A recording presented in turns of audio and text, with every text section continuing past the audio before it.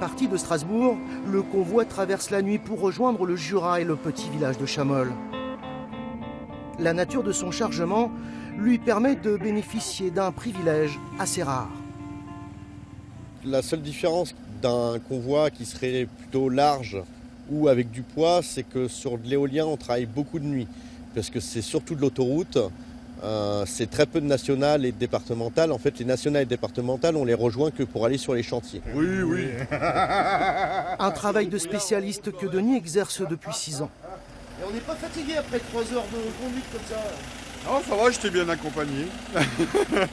Son rôle depuis sa camionnette est de guider Olaf, l'un des 3 chauffeurs de poids lourds. Et comme il ne parle que l'allemand, Denis l'Alsacien est indispensable.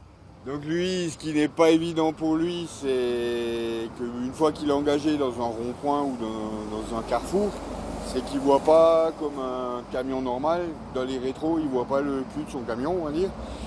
Et donc il doit faire absolument confiance en la voiture qui est à l'arrière et qui justement le dirige et gère les essieux.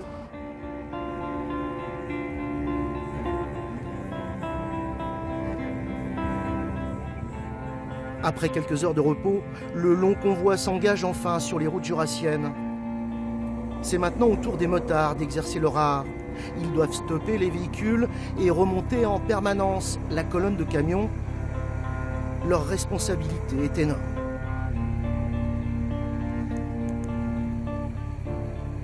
On met en sécurité l'usager, donc il faut faire très attention à l'usager, mais aussi à nous.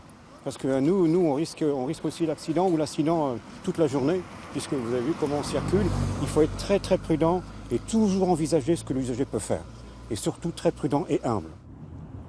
Les camions occupent tout l'espace de la route et traversent maintenant des villages. Un simple nid de poule, un échafaudage peuvent gripper la machine. Alors les pilotes qui encadrent la colonne redoublent de vigilance.